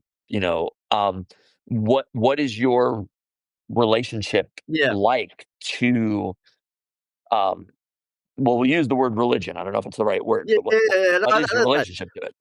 Yeah, so I think the issue here is the so for example, in Hinduism, for example, a lot of it is relating the early Hinduism, what we would call like the native Indian religion. That's so there's obviously like local cults. So a lot of people would be, if you're a peasant, if you're an artisan, you would probably worship a local god and a local cult of your region and of your Uh-huh. people, right? Now in some cases, you will give alms to the Buddhist monks of the region, and so that's how the Sangha Buddhist monks. define. Yeah, yeah. Or you could do the same with some sort of like guru, some sort of like Hindu. Like these terms are very fluid in an early period, but like so there's like kind of like the meta ethnic civilizational higher like sects. So like when you say that you are part of the Buddhist Sangha and this is like an international idea, and you are adhering to a particular school within Buddhism or that you're Right. supporting, you're cultivating, and this is invariant across like whatever region of India or even outside of India, right? Whereas like there's a local religious cult, right? What became Hinduism is very closely tied, obviously, to the respect that you give to the Brahmins. So if you're, Right. more like giving alms to the Buddhists, well, Buddhist monks, well, that's what became Buddhism. Um, but like if you're giving respect to the Brahmins, now the Brahmins though they will give service to different peoples based on what their caste is. So obviously the Brahmins' primary relationship Like, is really to but when you said like the idea of sort of individual, like, presumably you have puja that you're doing like outside your own or inside your own house every day, in 2,000 years ago of some sort, right? Like that's Well, not a night. That's not a like only once yeah, after the but Moguls are people doing that, is sure, it? sure, sure. But yeah, but what I'm talking about, not the Mughals is a little, but what I'm talking about is like say something like devotion to like Vishnu or Krishna, right? Like these sorts of like, and these are Oh, like, that kind of th- thing, or like the yeah, contemporary cult of Rama, like that kind of stuff. You yeah, think yeah. like This sort of stuff is this sort of like devotionalism to a kind of supernatural, a god figure that's like expressing, kind you're of a saying that there unitary wouldn't have god. been, but you're saying there wouldn't have been a mass movement basically until much more Yeah, recently. there a lot of local movements, and as well as the big mass movement, which is not a real mass movement, would be the fact that like kings would patronize Brahmins to do the rituals, the traditional Right. Indo-Aryan rituals, right? But that's not just Hinduism. It would be like saying like, oh, okay, like the rituals at the temple, that's Judaism. No, that's not what Judaism is understood today, you know? No, but I mean, it's sort of interesting because, if you pray from an Orthodox prayer book, like references to, temple rituals are all over the prayer book. And there's a very conscious, the rabbinic revolution that happens after the destruction of the temple. So, like, rabbinic Judaism is getting organized before that.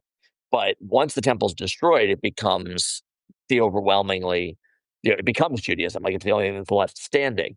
Um, and it's a very conscious effort on the part of the early rabbis to kind of transform individual life into a substitute for the worship in the temple because the temple's gone. But in many ways that like you read, you know, passages of sacrifices instead of performing the sacrifices because it's not possible, to perform the sacrifices. So I don't know that it ever really goes away so much as is being, and it's a radical Well, I mean, transformation, but I it think is a it's subsumed. transformation. It's like subsumed as like a background kind of like structure of the religion, Yeah. I as think, opposed to I like, think yeah. no, no, no, say what you're about to say. Well, I mean, Hinduism shows some of the same things where like some of the early like sacrifices, obviously they're not doing the horse sacrifice, the Vedic horse sacrifice anymore. Right.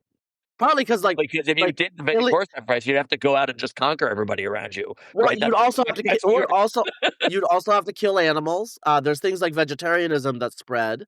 Right. So the older layers of the religion that are like sacred and preserved and you cannot change them, there's stuff in there that's is sacrilegious now in our modern Hindus' understanding of their religion, which has transitioned towards vegetarianism. For example, Right. which was possibly influenced by Buddhism. Is not that like Southern like Theravada Buddhism is actually not vegetarian, but in any Mhm. case, vegetarianism was one of the ideas that came out of that period.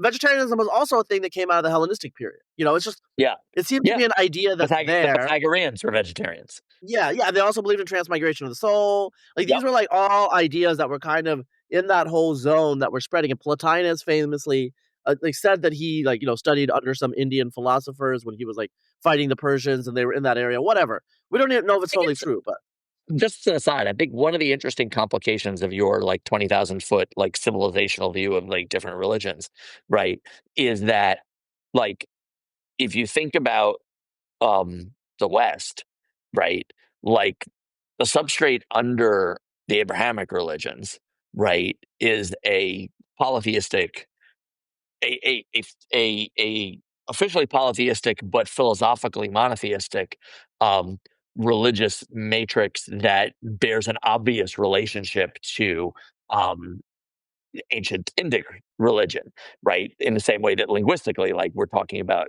Indo-European languages, we're also talking about like the gods and there's some similarly named gods, and and the relationship with them have some similarities, and even sort of the idea that like there are these sort of cycles of like yes, there was the era of the Titans, and then there's the era of the gods, so forth. Feels like there's a commonality there, and in the most ancient Abrahamic religion, Judaism, like I see all sorts of parallels, between that and um uh and um religions that have an inherently more sort of ethnic or national, character to them where like you sort of said, like, what's Hinduism? It's just the religion of the Indian subcontinent, right? Well, in a certain sense, Judaism is just the religion of the Jews.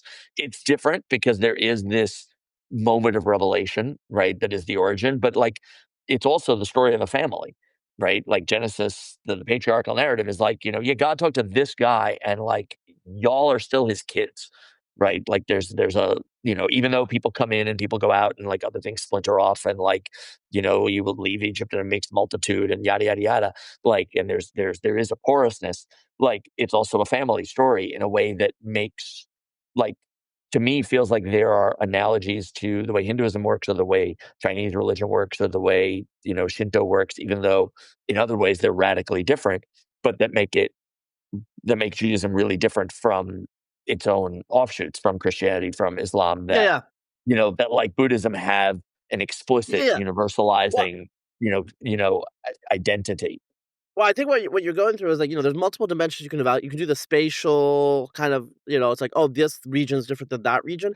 But then when you go temporally, the religions themselves evolve and are different, and they go through like, I mean, I'm not gonna like talk like a Marxist here, but it's like kind of like a Marxist analogy, like, stages of like religious development, and then you see that there the differences are more like vertical than they are horizontal. So like the most ancient layer of Judaism is not as incomprehensible, say, to Vedic quote Hinduism, Right. um, as maybe they might both to their descendants, partly because there's lateral flow. So, the reason I got off on the When Hindu tangent is like there's certain types of like, so Hindus are like, oh, we're the oldest religion, and these Muslims like changed everything. But I mean, there is a not crazy argument to be made that Hinduism itself was influenced by the rise of these mystery religions in the Eastern Mediterranean, Mm, okay, which are focused not on your village and your like local ethnicity, but kind of like, devotion to this god, which like you have a personal relationship to and you pray with, like, no Jew nor Gentile. And this is like right. beyond Christianity. Obviously Islam is a universal religion like that. And so when you're talking about devotion to Krishna, Lord Krishna, or Rama, or these gods, like obviously they're transcending caste, they're transcending region, and these Buddhism is the Indian religion that really like became international, but the idea of like who Krishna and Vishnu, these things actually, you can find like them referred to in Japan, and the Ramayana and the Mahabharata are still popular in Java, and they're Hindus in Bali. And so, Hinduism itself is less ethnic than it's partly an artifact of the fact that Southeast Asian Hinduism went into severe decline and got absorbed mostly into the substrate culture of like Islam later and Buddhism. There's still Brahmins in the court in Thailand, but again, it's a relic. But yeah, Cambodia was Buddhist. Indonesia, Java was Cambodia was like it was Hindu, then it was Buddhist. Java went the other way; it was like Buddhist, then it was Hindu. And then in this is like an obscure fact, but longtime readers will know this. Right. Huh? You meant Bali, not Java. No, Java was Hindu until like Oh, okay. the Hindu Muslims kingdom of gone now. yeah, well, yeah, the Hindu kingdom of Java, Majapahit was still like flourishing until about like 1500. Got Okay, it. so when the Europeans showed up, the coastal cities were Muslim, but the interior was dominated by a Hindu kingdom. And when that kingdom fell in the 16th century, a lot of their elite moved to Bali, which remained there. But actually, Eastern Java, there Balambang, there was like an area of Eastern Java that remained Hindu until like it was conquered in 1700. And there are still Mhm. Javanese Hindus. There's still small communities in the interior that never converted. Got it. And so anyway, my point here is these religions are like a little their evolution is actually more similar, and it's partly driven, I think, by human universals in terms of like, okay, what do humans do when they stop living in villages and they live in big cosmopolitan cities? Well, I mean, well, you got to figure out a way to. You can't just worship your village god no more. I mean, you could. They do initially. They do that, but after a Mhm. while, it's just like your kids didn't grow up in the village. So what do? You got to figure out You something want else. Yep. You wind up figuring out some combination of figuring how to carry your identity in a backpack and discovering that your identity is more fluid than you had imagined it was, and the anxieties attendant upon that. And that's, I mean, that's the Jewish story for the last 2,000 years, right? Is that that combination, but to some degree, that's the story of, every culture that when it encounters those moments of, you know, of, you know, radical dislocation, right? Like if you're in ancient Mesopotamia, I don't know, right? Like you build the first cities in the world, right? Are in Egypt and Mesopotamia. So let's say you're in ancient Egypt, fine. Like, you're right. Like there's now a hierarchical world, right? If you are in Memphis or whatever. Um, and a worldview with a pharaoh at the top. What is your personal you know devotion like? Like, I don't know, but if it's anything like the ancient Levant, which I know more about, like I would imagine, yeah, you have your personal god and your family god and your the sort of local things related to where you live. But if you're living in a big city, right, they're not so much geographic. But then you have a relationship to this, complicated social hierarchy that you're now in. Um, uh, I think that's a different transformation than the one that happens, in the Hellenistic world, or that happens when, the British come to, you know, uh, um, uh, Asia, or what have you, or when Muslims conquer with chunks of Asia, where or spread through trade and so forth. Um, I think that mishmash where you have a radical collision of all sorts of different kinds of cultures and not just a single hierarchy, right, is more complicated. But it's it is a perennial experience of mankind. It keeps coming around in different ways. We're going through a phase of it now with, the internet's penetration, all over the world. And suddenly, you live in Burkina Faso, but you know who the Kardashians are, right? Like that's new. Yeah, I mean, so we've been talking for a while, so I should wind this down. Otherwise, my listeners, well, I think this will be good. I think they'll be enjoying this. I know, Hope so. we've been talking about a lot of different things and like going back and forth. So always be surprising. I want to ask you. You have I know you have a son. He is older than my kids. My kids are younger. My oldest kid's early teen, tweenish, but and so your son is older. He's a man, fully grown, an adult. And, we're talking about the culture and the future and where we are. I mean, I don't know. I mean, what are your hopes and dreams in terms of like the culture that my kids are growing up in is, yeah, and like I'm sure my parents felt the same way. Is kind of incomprehensible, and like I don't really know what's going on and like what they're gonna be doing. And they're just like, Dad, you're sus. And why do you have a Karen haircut? And I'm just like, okay, like I can see where this is coming from, but it's now that's me, and it's not the other way around. And dealing with that, like how like, you have an adult son now, so it's like, tell me like Yeah, how you dealt with it, and how you like, because you're chill. You seem like a chill dude. You're not stressed out about it, right? I am. There are things I worry about, but I'm not stressed out about him. But that I give him a lot of credit for that because he's just great. Um, Moses has always been someone with a very high emotional intelligence and a very strong sense of himself. And those two things are really, really, anchoring. Um, and so and thankfully, I've learned as he's become an adult, he enjoys work. Like he's a naturally entrepreneurial person, and likes having something, a project, likes having something that he needs to be working on, and is hungry. And so, like when I worry about things in the world, I worry about like AI, and I'm just like, look, the economic transformation can be so epical that I have no idea what the world of work is going to look like for him. Do I think he's going to have a decent chance of navigating it? Yeah, mostly because he's such a people person, and I suspect that that will still be useful. But like, what's the specifics of what he's going to have to do? Are any of the skills he's acquiring going to be useful in the future? I don't know. He is technologically, he's an adopter. Like he sort of grabs stuff. So if there's still worlds where humans need to learn how to manipulate these things, he'll probably be in good shape. Um, but he's not a STEM guy. Like he's a people guy, not a numbers guy. The Moses is also very, when he was in high school, he was really straight edge. And he's not as, rigorously so now as he was then. But I really didn't worry ever about him, you know, going off the rails in one way or another, and that's because I could see sort of who he was. And my attitude towards parenting is very much like, your job is to, do what you can to help them become themselves.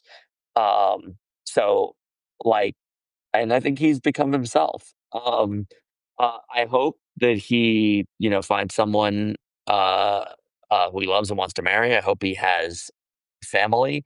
I think he would like those things, and I also just think they're a big component of most people's happiness. Not everybody, there are people for whom that's not the right path, but I think that's more unusual. I think there are a lot more people today who are unhappy that they have not found a spouse, have not had kids, than there are people who are unhappy that the opposite has happened. And I would like people in general to be, happy and find some degree of satisfaction and contentment. So I hope that's in his future. And I hope he finds work to do that he finds rewarding and it keeps him, in house and home and so forth. But I don't, I don't fret too much about him individually. I fret about the world.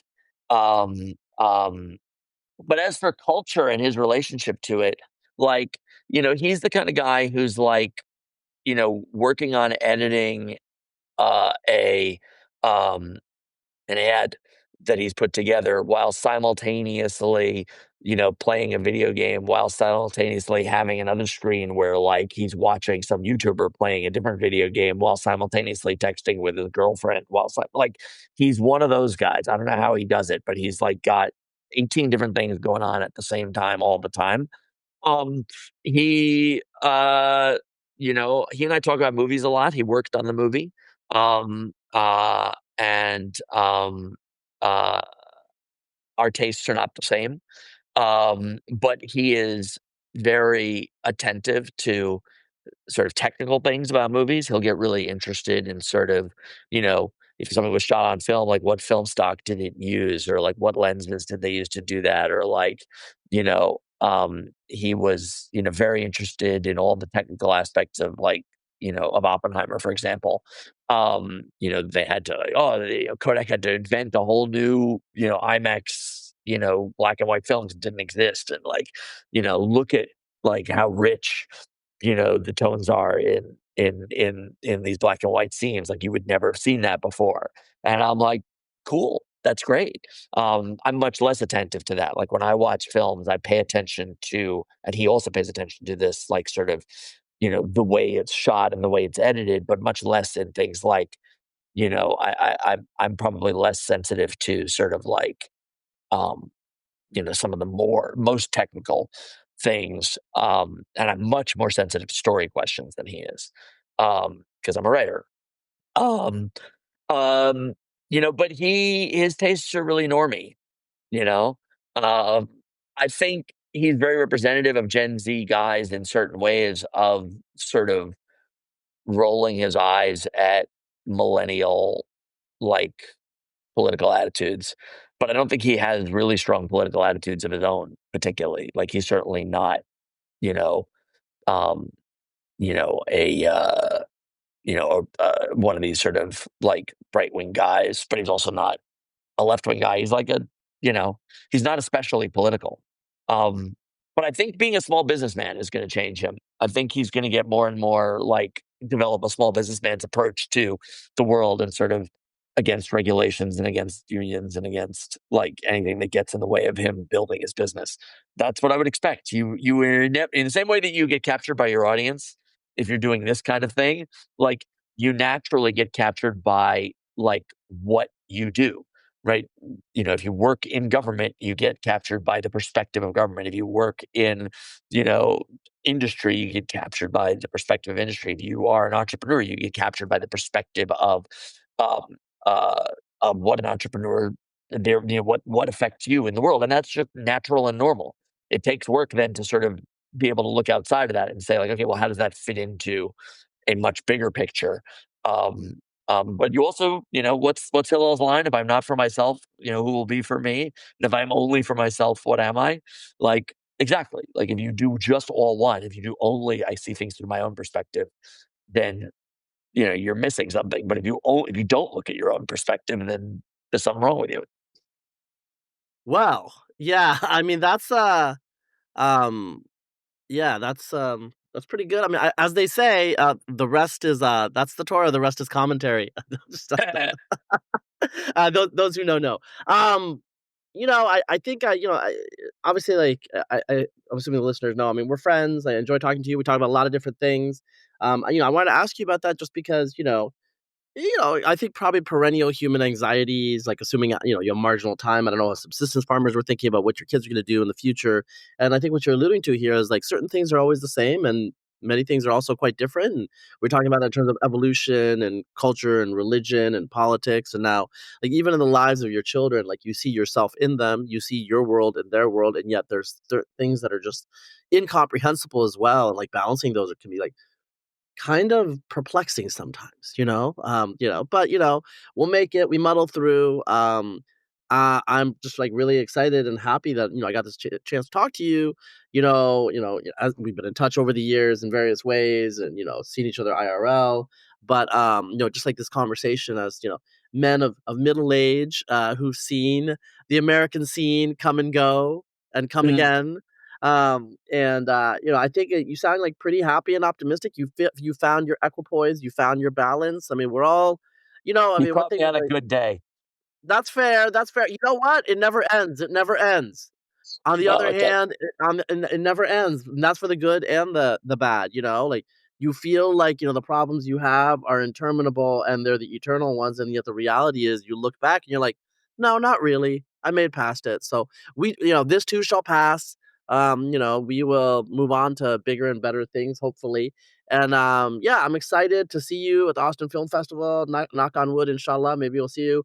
Otherwise, I'll see you some other time, and, like, and when I go to New York next, I gotta like we have to like sync up. Like you've been busy, and then Absolutely. I've been like a little bit overwhelmed with various things, but I do try to go like every 6 months or so. Next time, like let's sync up. Yeah, it was Absolutely. great talking to you though, and yeah, and like Gideon's Substack, like the links will all be there, and I'll link to your New York Times author page. It's quite the author page now. You've been writing for him for a while. Great. I appreciate that. And I really enjoyed this. I hope we do this again. Even Yeah. more to meet in real life, but this was great. I would be thrilled to do it again. Yeah, guys. I hope you guys enjoyed it. Obviously, we talked about a lot of different things, but we're both diverse people, and I think actually a lot of the listeners are, speaking of audience capture, so I think that they'll appreciate it. I hope so. All right.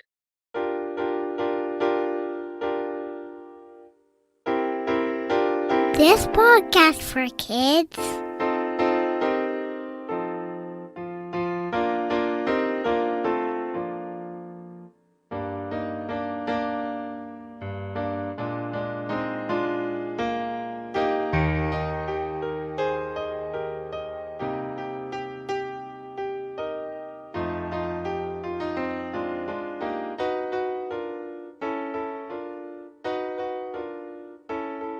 This is my favorite part.